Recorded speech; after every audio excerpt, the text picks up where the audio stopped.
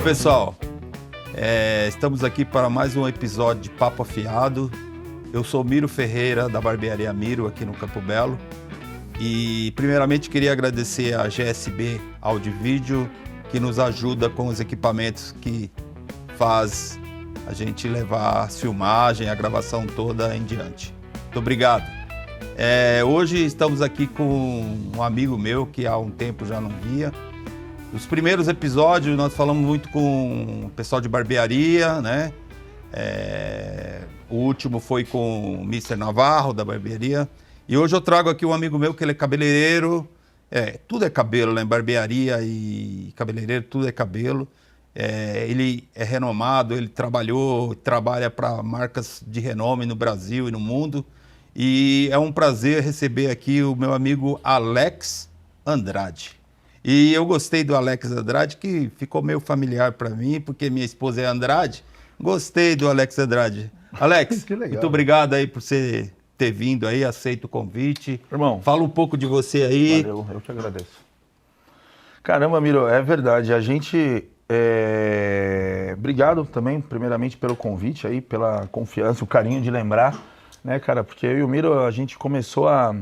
Eu conheci o Miro há 20 anos atrás, eu acredito, ou 20 e poucos anos atrás. Eu trabalhava num salão lá na Zona Leste de São Paulo e foi meu primeiro salão grande, assim, na época, aqui na Zona Sul, onde o Miro já atuava. E hoje estou com 28 anos de profissão, né? Graças a Deus, bem trabalhados, assim. Sou paulista, mas vivo atualmente mais em Curitiba, onde eu tenho um estúdio, junto com a minha esposa, inclusive. Atendo em São Paulo. Qual o nome da sua esposa? Pamela. Abraço, Pamela. Beijo. Pamela. Ela tá agora na feira de Minas, tá tendo uma feira em Minas. Uhum. Ela, pela marca que ela trabalha, ela tá lá trabalhando também, especialista em corte de cabelo, óbvio. Que legal. E tá lá, dando o show dela e vivendo o sonho dela. Muito bom. Você falou cabeleireiro e barbeiro, mas eu comecei na barbearia. Sim. Eu comecei na barbearia também. Fiquei 2, 3 anos na barbearia, dali que um amigo meu, o Ricardo Nadotti, na época, me fez o convite, vem para o mercado feminino, e eu acabei fazendo essa fusão, onde eu permaneço até hoje. Porém, atendo público masculino, sim. Amo atender cabelo masculino, tenho bons clientes e, embora a maior porcentagem é feminino, mas ainda trabalho para algumas marcas. Fiz muito evento de moda aqui em São Paulo, para o mercado masculino, Cavaleira, Dudalina, João Pimenta, umas marcas mesmo fazendo produção. Trabalhei muitos anos no mercado de produção, mas hoje não, atuo só como cabeleireiro e educador. Tá. Legal demais. Alex, como é que foi a sua infância? Foi aqui em São Paulo mesmo? E como o cabelo entrou na sua vida, assim, trabalhar com cabelo, de cabeleireiro ou barbeiro? Nossa, essa pergunta também é gostosa, é nostálgica, cara. Eu não tenho referência de cabeleireiros na família, né? Sim. Nem de primeiro grau, segundo, terceiro, e não sei nem de antepassados. Mas eu nasci na cidade de São Paulo, cresci ali no Patriarca, Zona Leste de São Paulo também. Minha mãe professora, meu pai na época trabalhava era metalúrgico que dizia, né? Com carros também, assim, esse era o trabalho dele, com vendas de carro e tudo mais, oficina. Mas eu entrei no mercado aos 18 anos através de um convite de um amigo meu, do Thiago Aprígio, acredito que muita gente aí deva conhecer. O Thiago Aprígio é um grande profissional. Lembro muito dele. Nós tínhamos eu conheci o Thiago, eu trabalhava numa loja de surf, no Shopping Penha, em São Paulo, na Zona Leste, e o Thiago já era cabeleireiro ali. E a gente acabou criando uma amizade, e ele que começava a me provocar, brincando. Ei, vira cabeleireiro, fica aí nessa loja aí, não ganha nada, tirando onda. E eu brincava na época, tá louco, você é cabeleireiro, cara? Sou nada a ver, que isso, meu? E até que eu fui provar, né? Resumindo, eu fui num salão de um amigo nosso ali brincar uma vez, que era o Robert. Eu falei que fazer cabelo era fácil, eu lembro, e aí fui lá brincar de fazer uma produção num cabelo de um cara. E eu fazia um curso no Teruya. Eu fiz um mês de curso. Você fez Teruya também? Fiz Teruya. Mas fiz um mês, porque eu não tinha dinheiro para pagar o segundo mês. Sim. Meu pai era contra e minha mãe também não pitava muito na época. E não tinha condição, fiz um mês e já saí procurando serviço ali pela Penha de França. pelas ruazinhas ali. Fui mandado embora de inúmeros salões, lembro na época, de R$3, R$2. Sim. Até que o Thiago, a gente sempre mantendo a amizade, me deu uma força e eu fui trabalhar no mesmo salão que ele, que era o Interbuild. E dali passou de uma aventura e eu comecei a sentir prazer mesmo. Trabalhava do lado de grandes profissionais, Thiago já sempre muito artístico, já com boas clientes, um cara muito legal e foi abrindo, me dando muito apoio ali. E dali começou a minha vida profissional e cada vez mais apaixonado, assim, fui no masculino, mas rapidamente eu fui pro feminino através deles ali. Tá. E como é que foi a experiência do Teruya? Porque nós, em outras gravações aqui, acho que não me lembro quem, todos grandes cabeleireiros que eu conheço, que tá por aí, começou no Teruya. É engraçado, né? Porque falar do Teruya hoje... E eu acho que continua a Teruya lá no centro, né? Acho que continua Apareceu assim. Várias escolas depois, em Beleza e outras aí, mas o Teruya continua firme lá, né? Teruya, Seu José Teruya.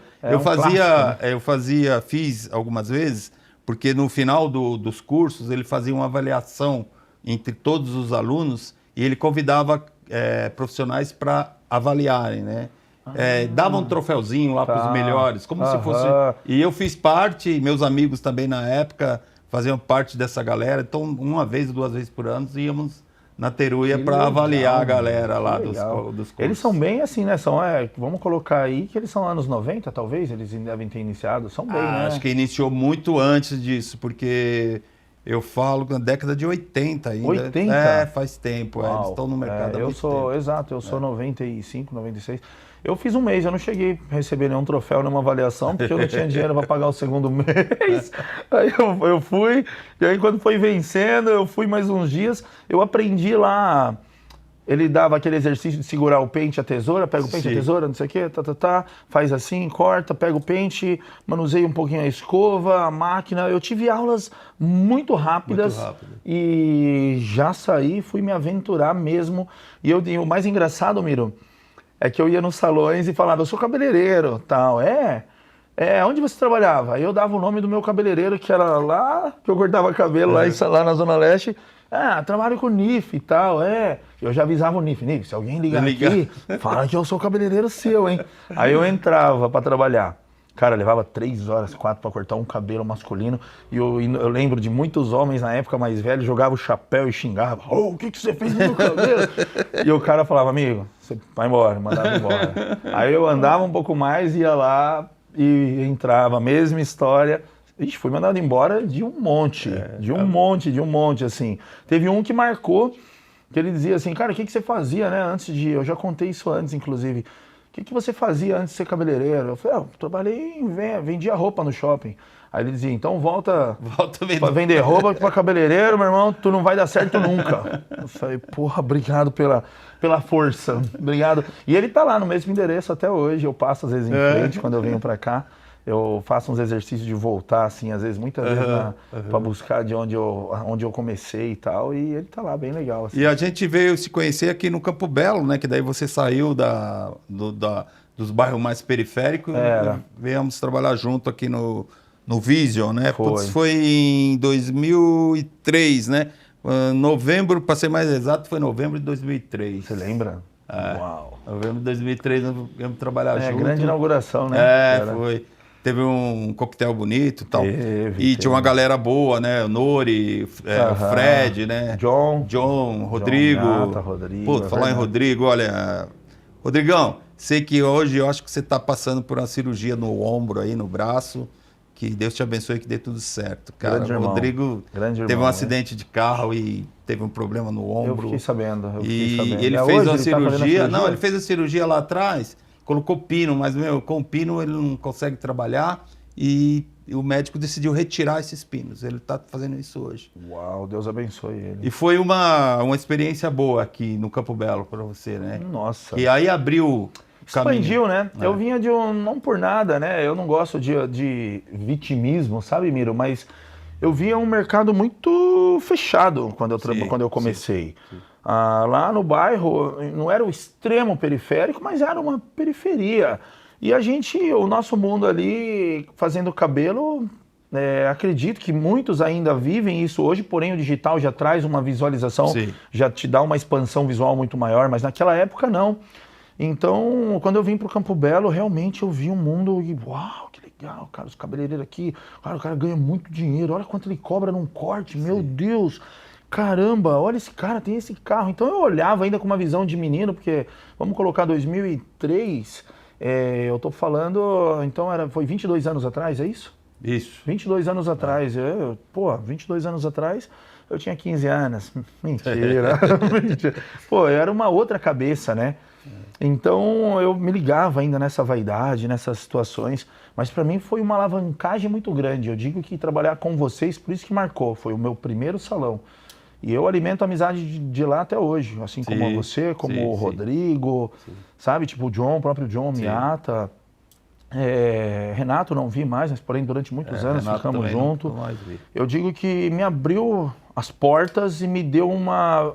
Eu saí, meu sonho passou a ser maior, sabe? Sim. Meus braços passaram ao visualizar, meus olhos visualizar onde o braço ia mais longe, assim. E através daqui me abriu outras e outras portas, assim. E quando começou na sua carreira, assim, trabalhar com moda, trabalhar assim com pessoas para fazer revistas, essas coisas, TV, teve uma época que você começou a trabalhar com isso? Sim, foi muito.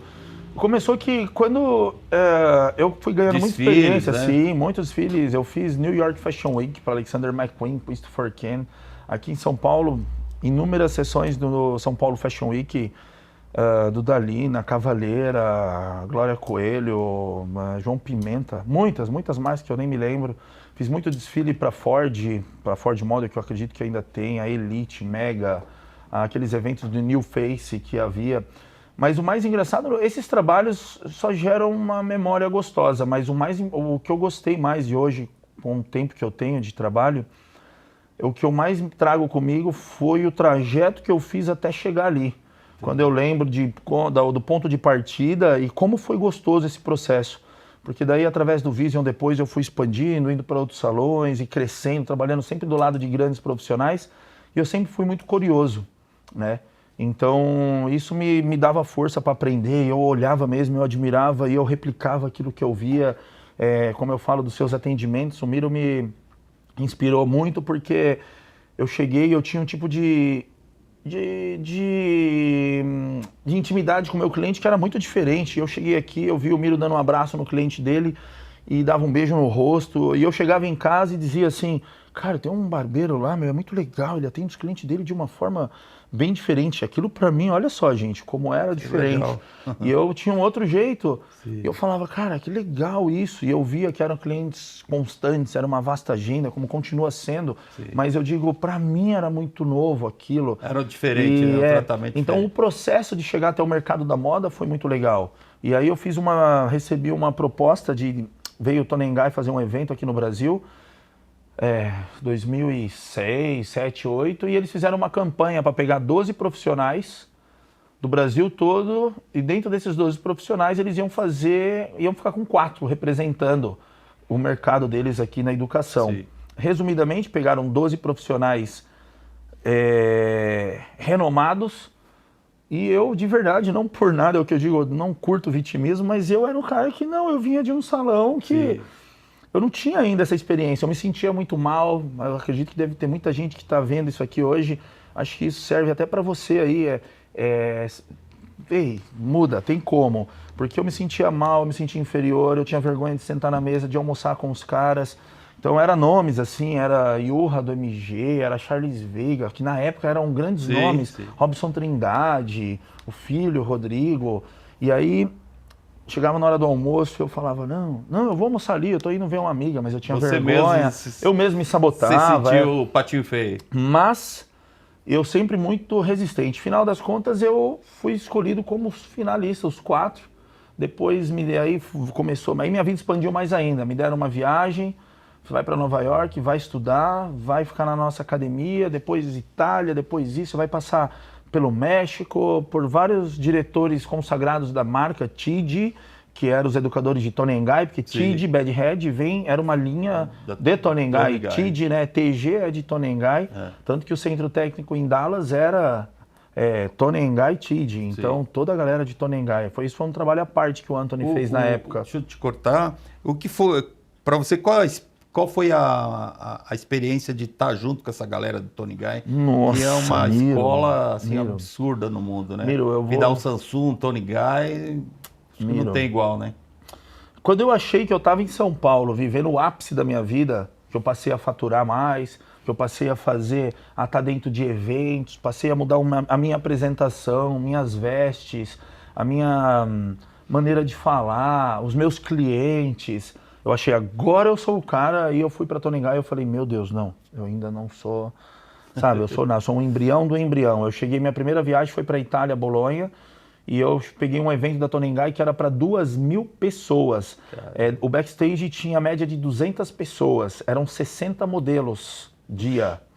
E eles foram fazer um show e eu consegui o acesso lá atrás como estagiário para John Santos. John abriu essa porta para mim. John era meu diretor na época aqui.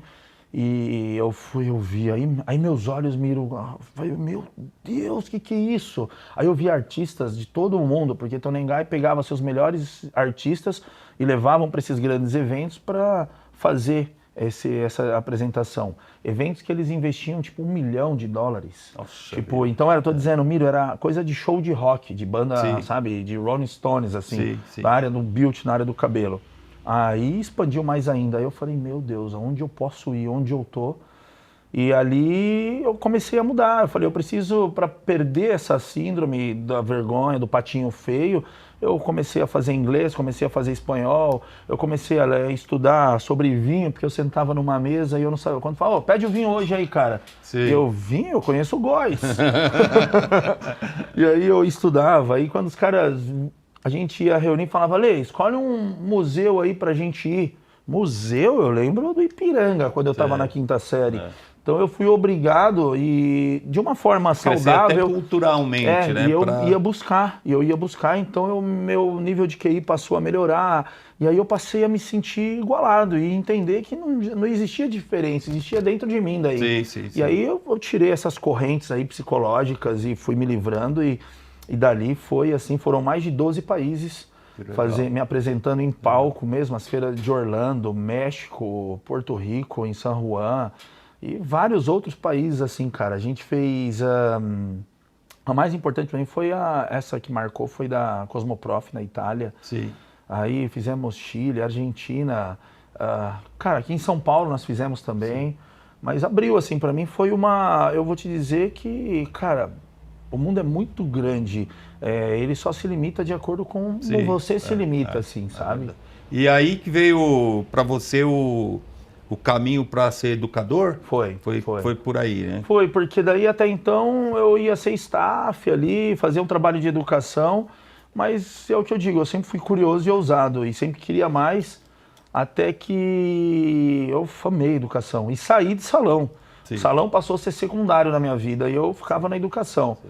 E eu, um moleque novo, ousado, eles viam o quanto eu me dedicava estudando para falar a língua, porque é uma marca, né, embora ela nasceu ali na Inglaterra, são de uma família italiana, mas ela ganhou grande repercussão no mundo depois que foi para os Estados Unidos.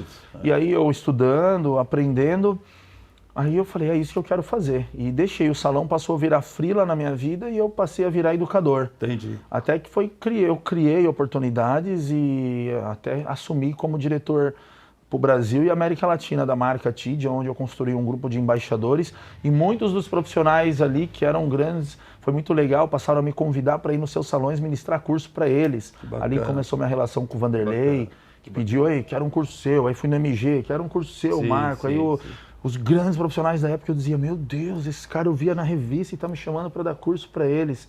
E aí eu fui ganhando força, autoridade, me sentindo mais assim, mais seguro, né? Mas foi ali, assim, foi uma experiência surreal. E tudo que eu colho hoje, eu digo que veio dali, assim, veio dessa transformação. E aí, e Curitiba? Como que apareceu Curitiba? Sair de São Paulo, teoricamente, o maior centro... Teoricamente monopólio, não, é o maior centro de beleza no Brasil. Sim, sem dúvida. São Paulo, e aí como que você foi para Curitiba? Curitiba começou com o Vanderlei pediu um curso de corte particular, depois pediu 2, a gente teve uma sintonia muito boa. O Estúdio W vivia um ápice também, um hype do crescimento, com grandes salões e grandes profissionais, que hoje são grandes empresários aqui, donos dos seus próprios salões. Mas ele me fez um convite para virar diretor de educação da academia dele. E para mim foi uma honra. Eu falei, nossa, ser diretor de educação do W, cara, na área da formação e tomar conta. Era lá na Mário Ferraz, na época. E aí, através disso, eu comecei a fazer freela lá no Iguatemi. Atende aí, fazia atendimento, um ou outro, mas era educação. Das 10 às 5, segunda a sexta, pegando assistentes, cabeleireiros de toda a rede W, assim. Até que em 2011 eu falei, Vanderlei, eu quero abrir um salão em São Paulo, eu acho que eu vou abrir um salão e tal. E ele, não, vamos comigo para Curitiba, tô com um projeto lá e tal. E resumindo, me colocou como sócio dele e também foi outra experiência. Trabalhei com o ícone, com o Master Blaster do mercado beauty no Brasil. Porque o Vanderlei, eu falo que ele, para mim, ele no mercado comercial, ele abriu a porta do mercado de luxo, ele elevou o nível da nossa profissão a um outro patamar. Ficou sendo visto, né? Ele televisão, Globo. Mas o que muita gente não sabe aí, não sabia, é que o Vanderlei treinava todos eles, dava curso de etiqueta, curso de economia. O Vanderlei preparava os seus cabeleireiros para se tornar empresários lá dentro. Que legal. E é por isso que para mim, foi uma experiência que eu não vivia. Então, eu vinha de um mercado de educação e quando eu vim para o mercado comercial, caí no melhor, na Tonengai e no mercado comercial. Para mim, esse cara realmente representou muito, assim, como representa até hoje. É um mega master, como eu digo sempre. Fui para Curitiba com ele em 2011 e ele pegou uma estrutura, um salão de 6 milhões e falou, você que vai tocar. E eu disse, oi, como assim? Eu vou ficar em São Paulo e você vai tocar ele aí. E ali começou um projeto lindo, levamos cabeleireiros daqui para lá, que também é um mercado muito bom. Na época foi Du Nunes, foi Rodrigo Moya, Fernando Young, grandes profissionais da época. Ali começou uma nova história e eu entrando realmente no mercado comercial. Dali eu entrei como cabeleireiro para o mercado comercial e estou até hoje. Uma curiosidade que eu tenho sobre Curitiba, que todo mundo fala, eu tenho uns amigos lá do estúdio Estilo Hair, né? Estilo, os meninos lá. Ali, o Marcos, o Ivaldo, o Pedro e o... Como é que chama o outro? Vou lembrar. Esqueci agora do quarto. Dizem que para chegar de São Paulo em Curitiba é muito difícil porque o curitibano é muito fechado, ele não dá muita moral para quem é de fora. Como foi essa chegada lá? Realmente, em 2011 foi difícil. Imagina eu que vinha de um mercado, teve um ano que eu fiz praticamente quase 10 países distintos trabalhando para a marca. Morava em São Paulo, capital. Cheguei em Curitiba, uma cidade de 2 milhões de pessoas. Vivia ainda, era uma cidade provinciana, era uma cidade muito fechada, muito fria, colonizada por alemãos, colonizada por polonês, italiano. Então ainda os patriarcas eram muito frios e trabalhavam com sobrenome. Eu dizia que eu vivia numa novela de época. Qual é seu nome? Alex Andrade. Eles faziam assim, Andrade, não conheço. O que, é português? Eu dizia, eu não sei, eu sei que meu pai é lá do Patriarca, lá de São Paulo. Não sei de onde eu sou, não. E aí foi bem difícil. Nós levamos já um momento em que nasceu o esfumado de raiz, escurecer raiz, mechas menos marcadas, e a gente levou isso para lá. Foi a época que a gente mais consertou o cabelo na vida. O W acho que nunca passou por isso, porque elas tinham a resistência. Nós levávamos o novo, ela fazia porque ela era curiosa, era um salão de São Paulo, o grande Vanderlei Nunes, a grande equipe, mas nós fazíamos o esfumado de raiz e elas voltavam, não, eu quero mecha aqui de cima. Quero que fique marcado. Então foi um pouco resistente, mas a gente conseguiu. Eu acredito que o W em Curitiba e muitos cabeleireiros que hoje eu vivo lá, né, e sou amigo, muitos falam, Alex, a mudança de Curitiba no mercado beauty foi quando o W veio para cá. E a gente foi, assim, uma referência mesmo, tanto que todos os que passaram por ali hoje são grandes profissionais aqui em São Paulo, ou mesmo lá. Então tem os seus salões, do Nunes é uma prova disso, tem o AMI hoje, um mega empresário grande sabe, de uma fortaleza de salão. Para mim é um Barcelona do salão de beleza hoje. Sim. Se fosse comparar um time de futebol, o cara é um mestre. Mas Curitiba mudou muito, então de lá para cá essa província já não existe mais. Os novos, como as crianças, já são adolescentes. Hoje então a internet, Instagram, Facebook fez com que eles expandissem mais os seus horizontes. É uma cidade hoje atualmente é a segunda melhor cidade do país para se viver. Primeiro Maringá, depois Curitiba. Que legal. Grandes empresas multinacionais vão para lá. As pessoas viajam mais, então aquele rompeu um pouco esse paradigma do provincianismo e da dificuldade. Mas existiu isso sim no início, sem dúvida. É Newton, eu esqueci o nome do Newton, é Ivaldo, Marcos, Newton e Pedro. Um abraço para vocês aí, meus amigos. Espero um dia que vocês venham bater um papo comigo aqui, né? Alex, você se define assim, um cabeleireiro mais para corte, mais para química? Como que você se define? Ou você faz tudo? Porque tem aquele especialista em mechas, em coloração, em cabelo curto. Eu vejo que você gosta muito de cortes curtos. Como que você se define? Cara, eu falo que o cabeleireiro... Nossa, a pergunta é incrível. Me veio muita coisa agora na cabeça. Eu me defino como um cabeleireiro completo.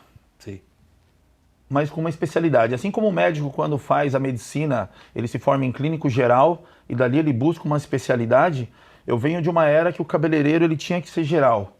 E ali ele buscava especialidade, se ele queria ser penteador, colorista, cortador. E eu me considero hoje, a minha especialidade é corte de cabelo, sem dúvida. Já ter passado por Tony Ngai. Então eu vivi, meus cursos, eu falo 90% dos meus cursos foram de corte de cabelo. Os que eu fui buscar como aprendizado e os que eu ministro até hoje.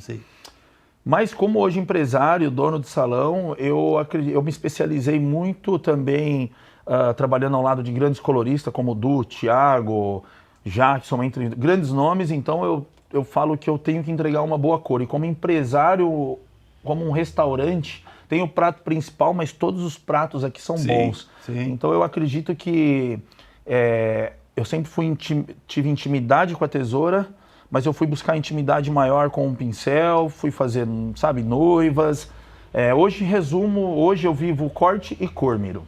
Ponto. Mas no meu salão a gente tem tudo. Então eu faço mega, a gente faz tudo. Todo o processo a gente faz, assim, mas a minha visão mudou um pouco porque hoje eu já vivo o empreendedorismo daí, né? Lógico. Então, mas eu como cabeleireiro, artista, eu faço corte e cor. Eu vejo que você posta muito no Instagram, no seu Instagram, cortes curtos, né? Feminino.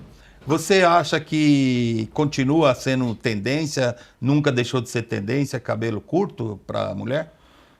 O cabelo curto ele nunca deixou de ser tendência. Ele já começou ali nos anos 60, onde era pouco falado e as mulheres eram bem criticadas pela questão do cabelo curto, da saia curta. Foi Coco Chanel, depois a Twig, a modelo, que colocou um pixel, e entre outras que vieram vindo. Ele sempre foi tendencioso. Eu falo que eu vim de uma época que se cobrava por comprimento. E a maioria dos cabeleireiros preferiam trabalhar com aquelas cortinas, aqueles cabelos longos, porque se cobrava mais. E aí, culturalmente, o Brasil também já não era na área educacional, até por essas questões de como cobrar, de fechamento, por questões... eu falo que até ainda do próprio machismo, que o homem não queria que a mulher ainda tivesse tanto cabelo curto, não generalizo, mas era uma era, né? Ali atrás, época do meu avô, do meu pai, então... Mas eu, quando fui para Tony Ngai sempre foi cabelo curto e médio. Verdade. Então eu digo que... Eu falo que quando eu fui para Curitiba em 2011, a gente enfrentou muita dificuldade, porque ainda mais uma cidade provinciana era mais longos, mas eu sempre apostei. E te digo que nós em 2011, 2012, 2013, 2014, 2015, eu falo que hoje 90% das minhas clientes em Curitiba e em São Paulo e onde quer que eu atenda são de cabelos curtos. Que bacana. E eu vejo como um nicho, uma oportunidade. E hoje já não se cobra mais por comprimento, se cobra por entrega. Ainda há quem cobre por comprimento, mas eu digo, eu cobro uma mecha num cabelo curto como num cabelo longo, o mesmo preço. Eu corto um corte num cabelo curto, num cabelo longo, o mesmo preço. E grandes profissionais, inúmeros profissionais hoje trabalham com essa fórmula, né? Entrega. E o cabelo curto, eu passei a entender um pouco mais a mulher do cabelo curto, Miro. entender ela mais por dentro. O que traz essa mulher? E ela tem uma postura, uma informação, uma autoridade diferente. Eu não coloco como melhor que a mulher do cabelo longo, mas a mulher do cabelo curto é aquele tipo que entra sem bater. E ela fala, era pra bater? Desculpa. E eu acho muito legal. Era corajosa, né? Porque ela já rompeu um paradigma dela, da vaidade, porque o cabelo longo é um amuleto para ela, o acessório mais importante. E aí eu comecei a pesquisar e mais a fundo, assim. Então eu vejo que grandes cargos, CEOs, executivas, as mulheres assim que estão à frente do mercado e os grandes cargos hoje ocupados por mais mulheres, inclusive, boa parte delas, 73%, para ser bem exato, tem cabelo curto. Olha que interessante. É muito legal. Então hoje o meu atendimento ficou muito mais humanizado. Eu gosto de fazer um atendimento de entender ela quando ela chega com o cabelo longo e eu digo assim, por que você vai trocar de cabelo? Chegou aqui me procurando. Não, você é legal, tal. Não, tudo bem, mas aí dentro, o que acontece? Sim. O vento sopra para onde? Eu sei que tá um vento forte. E nem sempre é ruim, porque ela tá indo lá como refúgio, fugindo de algo. Não, às vezes ela tá vivendo o ápice da vida dela. E ela diz, agora eu preciso desse cabelo, porque agora eu virei a executiva X, a CEO X, a presidente X, e agora eu vou assumir esse posto. E, cara, eu falo assim, é um mercado promissor ainda com um pouco de resistência pelos profissionais, que eu falo que essa geração hoje não tem intimidade nenhuma com a tesoura, infelizmente. Tá voltando agora, após pandemia, buscar muita informação para curso e se aproximar da tesoura. E profissionais, depois da pandemia, tá sentindo a necessidade que as mulheres se permitiram muito mais ter cabelo curto. Então eu falo pelas vendas dos meus cursos, da venda dos cursos da minha esposa, e entre outros 3, 4 profissionais que no Brasil são especialistas em cabelo curto. Mas é tendência, como sempre foi. Você, nessa onda de visagismo, como que você se adequa?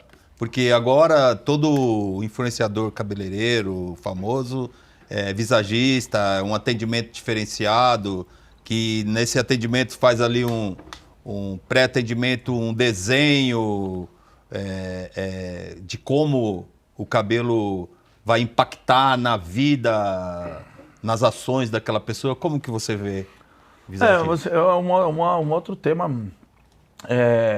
interessante da gente falar.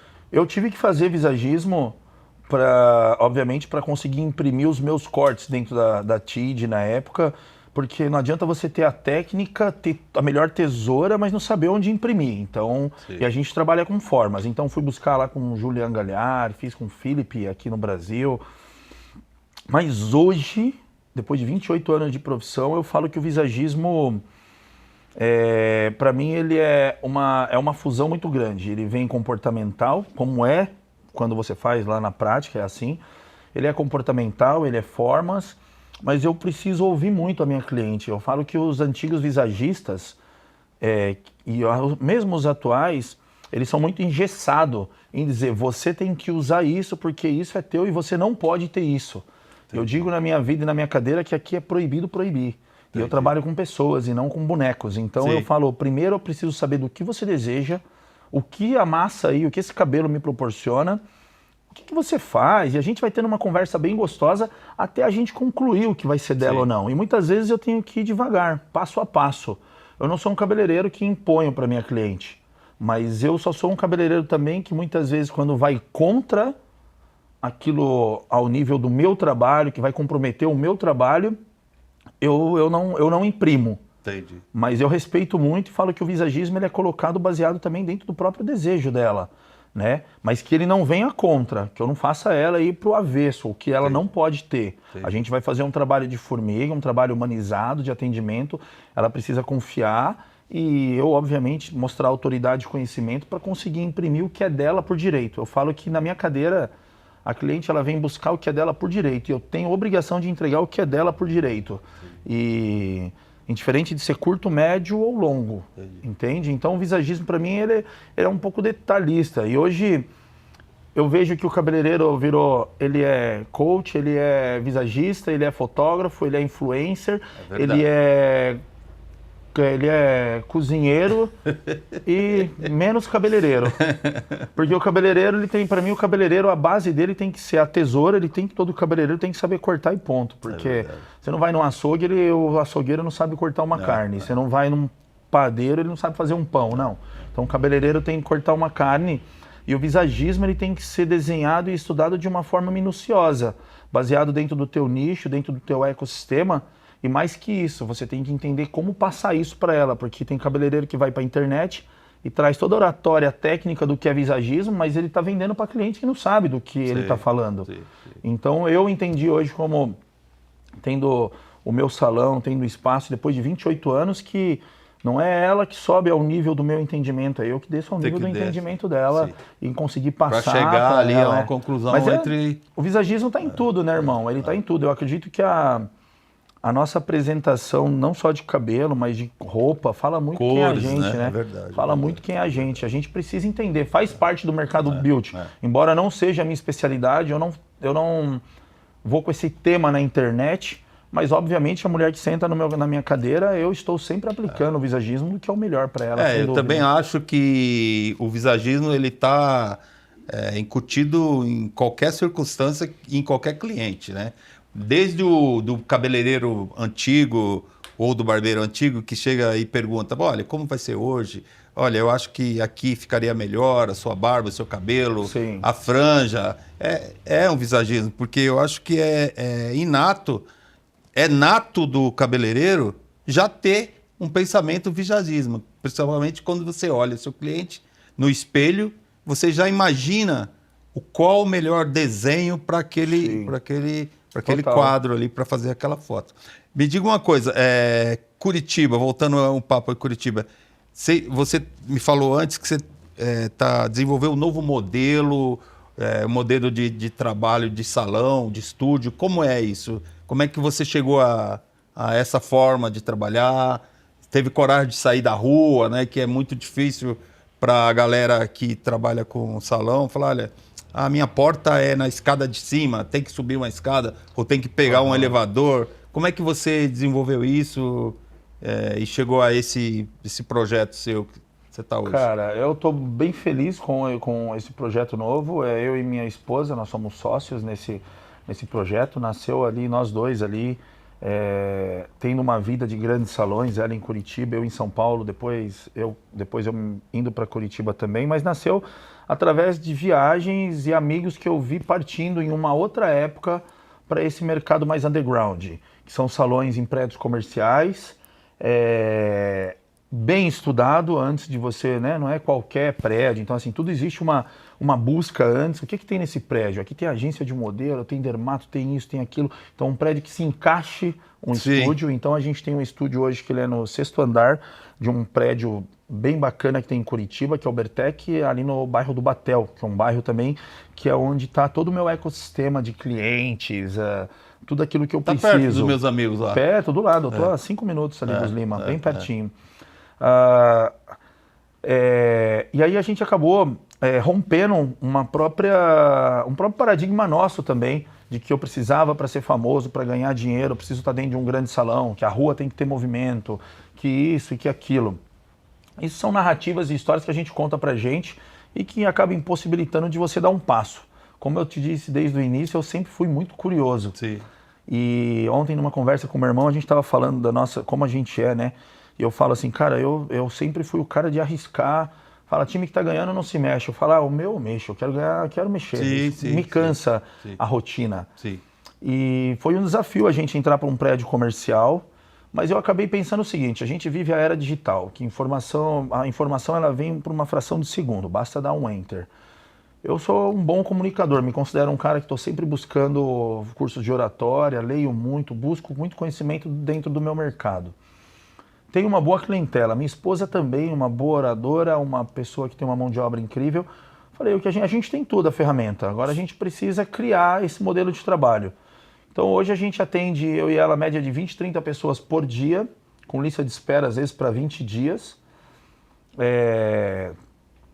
Tem a nossa equipe, eu e ela como cabeleireiro, e agora a gente vai expandir esse modelo de negócio para franquias. A gente legal. A gente forma muito assistente, e eles saem dos nossos salões, obviamente, como natural, né, como que muitos deles, todos eles praticamente, os últimos 5, a nossa bênção, vai lá, vai ser cabeleireiro, aqui não tem espaço e tal, mas me trouxe um desejo e um sonho que eu tenho de um tempo de expandir. Então agora a gente está pensando Pensando não, até o final do ano, os próximos que estão prontos ali dentro da nossa equipe, agora vão assumir um novo É o educador estúdio, e o empreendedor junto. E ele vai ser meu sócio, onde ele vai entrar, a gente vai preparar todo ele, já está preparado tecnicamente, agora vem um preparo para business, uma outra postura, uma outra apresentação digital, um outro Instagram, e ali a gente vai começar agora a expandir o nosso negócio, inclusive aqui para São Paulo também, eu atendo em São Paulo em um salão, porém vou expandir para o nosso estúdio aqui em São Paulo também. É um modelo gostoso, é para um público exclusivo, é para aquela mulher que gosta de exclusividade, que gosta de tranquilidade, que gosta de viver uma experiência única, com atendimentos marcados, sabe, assim, com mais intimista, sim, né? E dentro de um padrão, você não cai assim, eu digo, sentar na minha cadeira ou na cadeira dele, todo mundo dentro de um padrão mediano para cima, no atendimento, na experiência e na área técnica também. Esse é o nosso projeto que a gente tem agora para esse ano. A tecnologia te ajuda muito hoje? Muito. A tecnologia ajuda porque ela faz tudo, né, Miro? Eu digo, o melhor marketing, ela traz cliente, eu estou no mercado da educação, eu estou no mercado online, tenho meus cursos online na plataforma da Eduz, eu tenho os clientes, eu tenho meus cursos presenciais e tudo isso chega até as pessoas através da tecnologia. E a questão administrativa também no salão, ela está pronta, ela faz tudo pra gente, né? Ela faz a separação do que é para cada o que ali dentro do salão. No final você dá um enter, sai a folha de todo mundo, o que tem de gasto, o que tem de imposto, o que tem daquilo. Então, cara, a tecnologia bem usada ela é uma ferramenta incrível, assim como telefones, quando se trata de tecnologia. Muitos destroem o telefone, que é a besta de 2025, que destrói. Claro, depende de como você usa ele. Bem usado, obviamente, isso pode aumentar seu exponencial de negócio, de business, com certeza. Você é bem ativo, assim, na mídia social, assim, Instagram, TikTok? Eu vou falar assim, ó. Eu me considero ativo. O bem ativo, por exemplo, para minha esposa, que tem uma vida muito mais ativa no mercado de Instagram, ela gosta, ela tem uma intimidade muito grande. Então ela fala, você precisa fazer mais. Eu acredito que hoje eu faço o suficiente para aquilo que eu tenho, para aquilo que eu quero. Eu não gosto de me sentir refém das coisas. Quando eu começo a dizer na minha vida, eu tenho que gravar, eu tenho que postar, eu tenho que isso não é meu. E eu acredito que dá para sim a gente conseguir prosperar, triplicar, aumentar preço, expandir salão e sem precisar se tornar esse blogueiro que eu não quero ser, que respeito quem faz, quem posta o dia, a janta, o almoço, a cama, blá, blá. Não. Eu não, então eu sou muito direto, eu apareço na internet, eu coloco um pouco da minha vida, porque eu acho que as pessoas, antes de comprar meu trabalho, elas compram minha vida de uma forma inconsciente. Pô, que legal, ele fala bem, que legal, ele tem filhos, que legal, ele tá ali, as pessoas, existe aquela sintonia de arquétipos, né? Do comunicador sintoniza com o comunicador, e assim é. Então eu coloco um pouco assim, de tudo isso. Hoje eu tenho uma pessoa que trabalha no digital para mim, então ele que faz a postagem, ele que edita, ele que filma, ele que me traz a pauta, essa semana você vai fazer isso. Sempre eu tô devendo ele, eu nunca completo o quadro. Isso porque você não é muito ativo, né? Mas assim, porque ele é exato, o digital diz que ele tem que ser alimentado, né, frequentemente. E eu digo, tá tudo bem, mas eu não quero ter essa obrigação de fazer 10 vídeos num dia. Eu gosto de fazer de uma forma genuína e natural. Eu acho que quando eu já venho programado, eu tô ali com o Miro, peraí, Miro, eu tenho que fazer isso. Já me quebra aí, porque eu não tenho o que fazer na minha cabeça. E tenho resultados. Eu acredito que tudo que gera resultado, para resumir mais, assim, eu acho que não tem uma resposta para uma pergunta. Várias são as respostas para uma pergunta. E eu vivo a minha resposta do meu jeito e que tem resultado, seja ele em curto, médio, longo prazo, mas eu tenho resultado. Então, mas eu sou ativo sim, cara. Acompanho muito. Eu gosto de acompanhar porque me dá direção. Como, por exemplo, fazer cabelo curto. Eu escolho fazer cabelo curto porque eu vejo que 80% dos cabeleireiros não faz cabelo curto. E como desde sempre eu não surfo na onda de ninguém. Se a multidão tá indo para lá, eu tô indo para cá. Então eu gosto de pegar, eu falo que é na diversidade que aparece a oportunidade. Então eu gosto de ver o que está acontecendo no mundo digital não do que eu tenho que fazer, que eu me inspire em muita gente também, mas é do que eu não tenho que fazer daí, sabe? O que eu não quero. Ô Alex, com esse conhecimento, esse vasto conhecimento que você tem de moda, de cabelo, você também acha que o cabelo, como a moda, a vestimenta, ele se renova? Porque na moda de vestimenta, antigamente usava calça pantalona lá em 2000, em 80 e volta calça pantalona. O cabelo também é assim? O cabelo está sempre revendo o passado? Sim, eu acredito que já não, na minha opinião, na minha visão de mercado, eu falo que não existe agora, até então, até que alguém faça, né? Algo que ninguém saiba. Sim.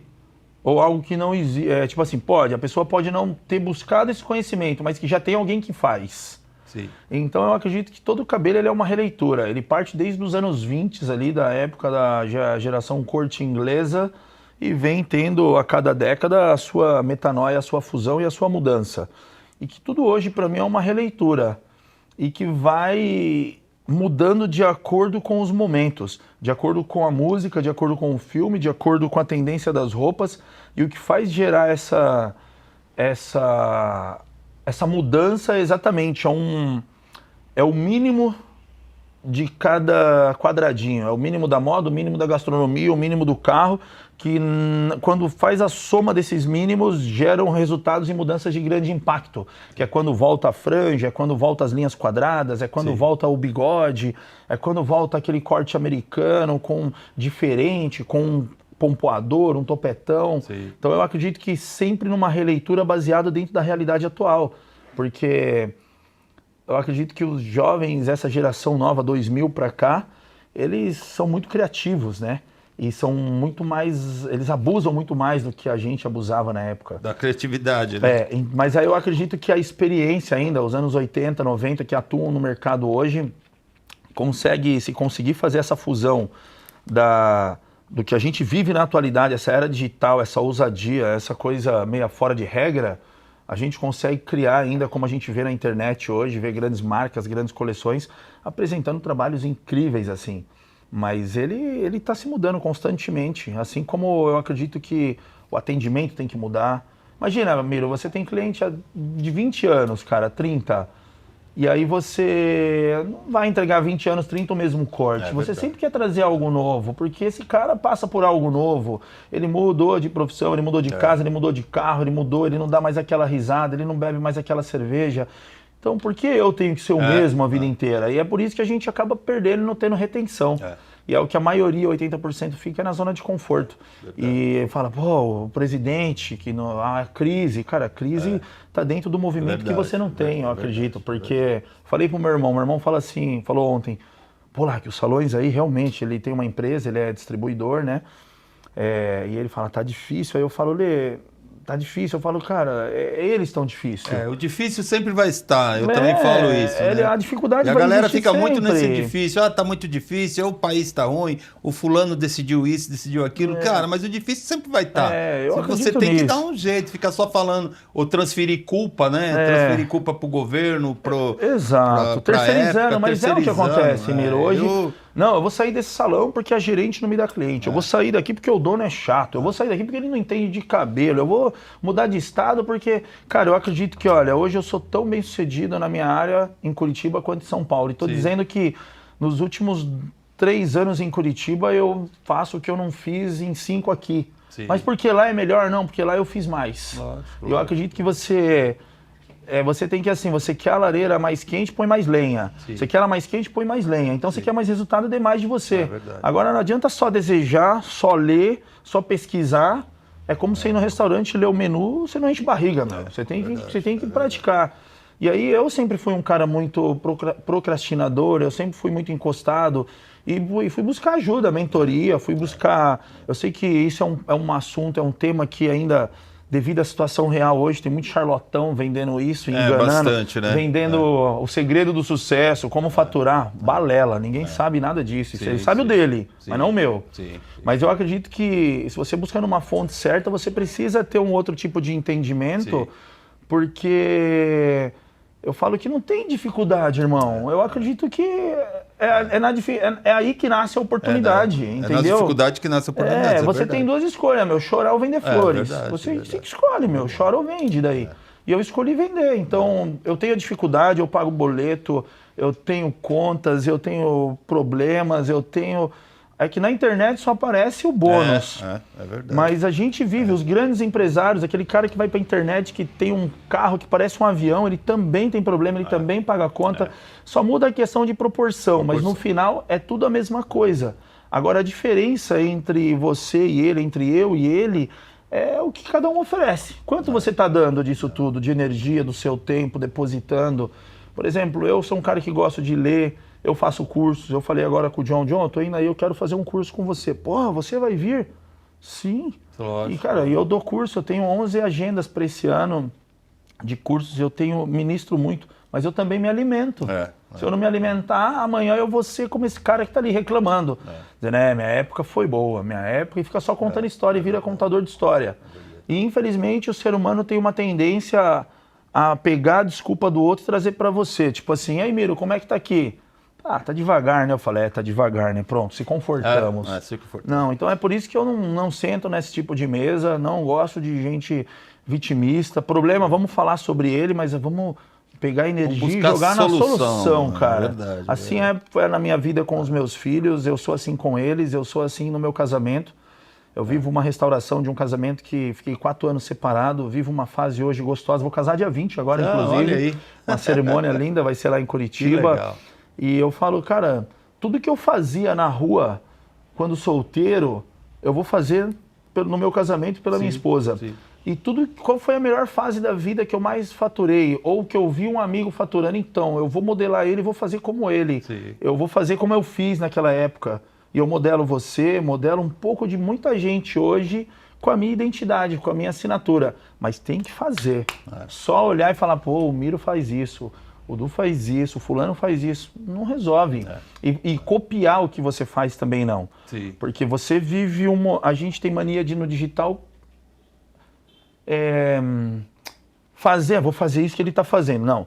Você primeiro precisa viver o processo que ele viveu para chegar até aqui, porque para ele funciona isso, mas para você não vai funcionar. Que é o que os coach charlatões fazem. Eu vou te ensinar como faturar. Amigo, não, ele precisa aprender a viver o processo dele. De 5 mil a 100 mil, né? Ele precisa aprender a viver o processo dele. Não, agora o vídeo, o momento é dancinha. Tá, funciona para ele, porque ele gerou um caminho, um processo para chegar até ali, que a dança para ele funciona. Não significa que eu vou dançar e eu vou ter resultado. Então a gente só é um indivíduo, nós somos únicos, nós somos, eu falo, é unidade. E você tem que entender, pegar tudo isso e trazer para a tua unidade, ser corajoso. E não se importar com o que estão pensando, falando, atacando, porque isso aí até hoje eu tenho, até hoje. Sempre vai ter. Tá tudo bem. Bola, vida que segue, meu irmão. Eu já te falar, olha, nós já estamos conversando aqui há 1 hora? Quase 1 hora. Só que dá gostoso, né? Voa o tempo, o assunto né? vai embora, né, cara? Então, falando rapidinho, você vai casar? Vai casar então dia 20? Dia 20, Miro. Que legal. Eu vou casar. E olha só, né? Eu nunca tive o sonho do casamento, eu nunca sonhei em pôr uma roupa de noiva, eu nunca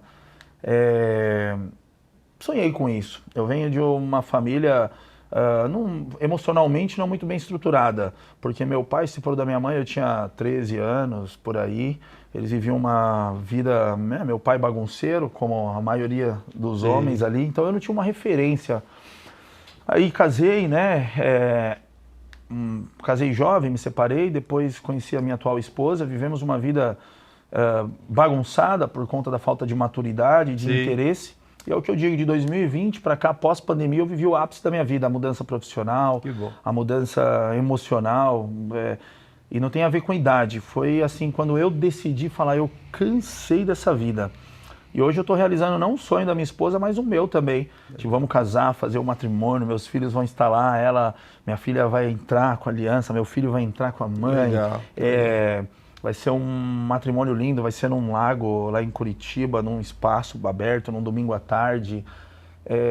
Cara, muito gostoso, assim. Eu acredito que para um homem, quando falo homem, mas mulher, a gente tem que ter uma vida pessoal 100% gostosa para que você na vida profissional flua. Enquanto o homem vive a mentira, a fornicação, sabe, não tô aqui para dar aula para ninguém, mas assim, não fecha a conta, irmão. Você tem que ter na vida, a tua vida espiritual, tua vida profissional, tua vida saúde, sabe? Tem que estar tudo tem que estar tudo. Junto, Se não tiver, é como você montar um Lego e tira uma peça. Tá faltando e não vai andar, mano. Então eu resolvi, hoje eu vivo com ela incrível, a gente é sócio, trabalha junto, e eu digo, quando me perguntam assim, você trabalha com a tua esposa? Fala, a melhor coisa que eu fiz na minha vida. A gente se completa e ali não tem sacanagem, ali não tem nada. E a gente fala, nossa, a gente só precisa estar bem estruturado emocionalmente para não fazer disso ladeira abaixo. Sim. Então eu e ela tá sempre com situações novas, exercícios novos, nos dando nossos tempos. A gente faz curso junto, mas ela faz solo. Ela tá agora em Minas, como eu te disse, eu tô aqui. Mas assim, cara, bem gostoso. Vai ser um matrimônio... Pô, a gente tá com 13 anos junto. Aí vai casar agora. Que bom. Que Deus abençoe a união de vocês. Alex, eu sempre pergunto aqui, em todas as pessoas que a gente bateu papo aqui, na sua vida, na sua carreira, depois de tanto tempo aí trabalhando, em quem que você tem um agradecimento especial? Existe uma pessoa ou várias pessoas que você deve ou tem gratidão? Tenho. Tenho sim. São várias pessoas, né? Porque tudo vem de cada momento da vida, né? Se eu fosse dividir isso a cada 5 anos, então nos meus primeiros 5 anos de profissão, vamos colocar ali que foi o início de tudo, o pontapé. Eu falo Thiago Aprígio, Ricardo Nadotti, que faleceu, Deus o tenha, mas foram 2 pessoas que eu falo, não esqueço nunca mais, sou grato para eles até hoje, porque foi o Aprígio ainda muito mais que me trouxe, me puxou ali para a área. Tenho uma gratidão muito grande, o qual ainda tenho amizade, tá aí no mercado, eu vejo ele voando. Aí depois são nomes assim, sabe, Miro? É difícil assim, se eu for pesquisar, a gente fica aqui mais uma hora. Mas John Santos, nem o nome, né? Mas a situação. John né? Santos foi para mim, assim, se fosse para resumir em um grande nome, foi John Santos. Esse cara o John Santos, ele acreditou, ele me pegou nessa fase dessa montagem, ainda quando eu vivia a síndrome do patinho feio, da escassez, e ele falava para mim assim, ele já sendo um grande cofundador de Tonengai, ter viajado mais de 90 países, para mim foi o melhor cabeleireiro e artista e ser humano que eu conheci na vida na área beauty, onde eu tenho amizade até hoje. Para mim é um cara sensacional, mas ele falou, ele abriu o meu cérebro, tirou tudo que tinha lá de dentro, talvez, não sei se foi consciente ou inconsciente, e ele dizia para mim assim, você um dia vai dar curso, você um dia vai ser um dos melhores do Brasil, se você quiser, você pode ser o melhor, você um dia, se você quiser, você viaja o mundo dando curso. E ele falava para mim em momentos a sós, tomando cerveja, e ele sempre me incentivou.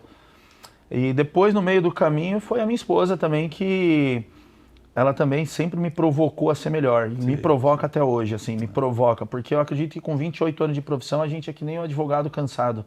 Já não quer mais bater processo, já não quer mais ir no fórum, tô de boa. E hoje ela... Tem que estar... hoje eu sou muito grato a ela, porque ela é quem me inspira, embora ela fale que eu que ensinei ela a cortar, eu quis, mas ela me inspira a ser todo dia melhor, assim, tipo, eu fazer o novo, tá jovem na conversa, me comunicar, vestir, falar, mas a pessoa mesmo que me mentoreou para chegar e resumir tudo foi o John. Que legal. Ele foi, assim, sensacional. Legal. Bom, gente, a gente já estamos acabando aqui o nosso papo. Para encerrar, Alex, primeiro eu queria te agradecer, né, pela presença, pelo tempo. Eu sei que você vai pegar o carro agora, ainda vai direto para Curitiba, vai pegar a estrada. Que Deus te acompanhe na sua viagem. Para encerrar, eu queria que você, lógico, te agradecer e que você fizesse um encerramento aí e falasse algumas coisas que você queira aí falar. Uau, eu gosto de falar, né?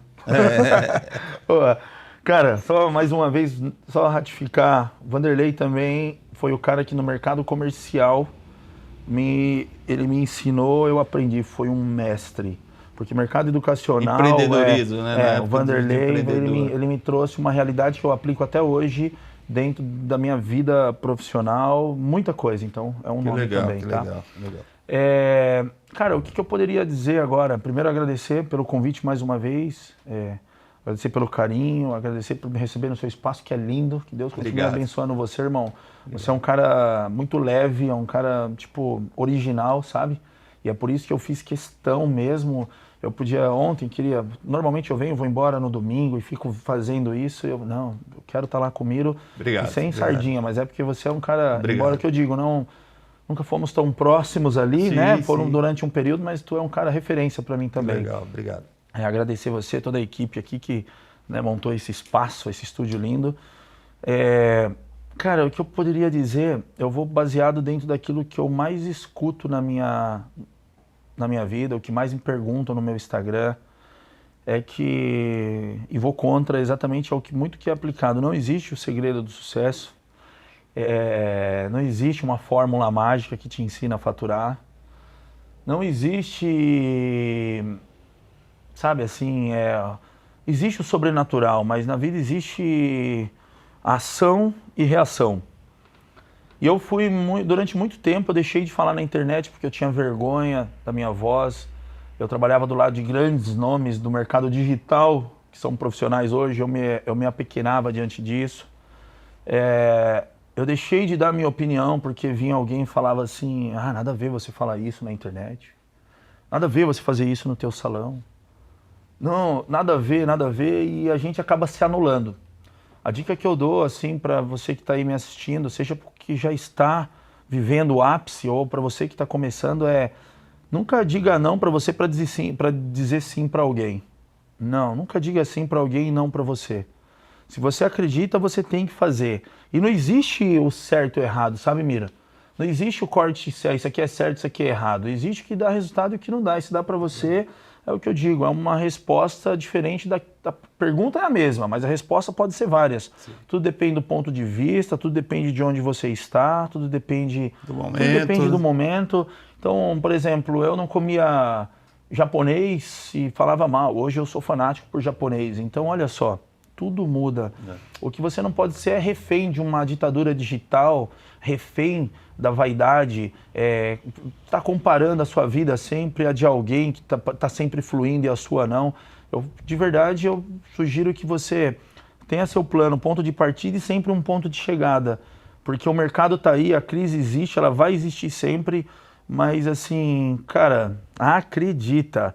E seus passos e sua mão vai até onde seus olhos aguentam, assim, até onde ele chega. Então, busca mais, cerca de pessoas que têm o mesmo propósito que você. Se você quer empreender, se você quer ir para o mercado da moda, se você quer ir para o mercado comercial, se cerca de pessoas assim, se alimenta de coisas assim, porque é o que eu digo, assim, é o que eu fiz e continuo fazendo até hoje. O caminho do sucesso eu não conheço, mas o da ladeira abaixo, o caminho da grande merda é você fazer tudo pensando no que estão pensando de você, assim. A melhor coisa da vida é ser livre. Quando você é livre e você é original, tipo, cara, tudo parece acontecer. Cuida da sua família, dos seus filhos, cuida das pessoas, seja genuíno e com certeza a matemática é certa. 1 mais 1 é 2. Se você não está colhendo, olha para o teu negócio. Você acha que está fazendo tudo, mas não está. Se não está colhendo, não está fazendo tudo. Então muda tudo, assim. Isso é o que eu digo, assim, sempre fazendo certo e é crescer e contribuir. Contribua. Quanto mais você contribui, mais você cresce. Sabe? E é isso. Acho que é isso aí, irmão. Alex. Tá bom? Obrigado, Alex, por tudo, tá? Pelo papo. Valeu. Outras vezes podemos bater papo. Tomara que seu negócio dê certo, esse novo planejamento que você está fazendo de empreendedorismo, que o seu casamento, que Deus abençoe. Amém, irmão. E a gente vai encerrando aqui mais um episódio de Papo Afiado. Espero que vocês tenham gostado do papo e peço aqui, se inscreva no canal, dá um like lá. Tamo junto, até a próxima. Obrigado, gente. Valeu.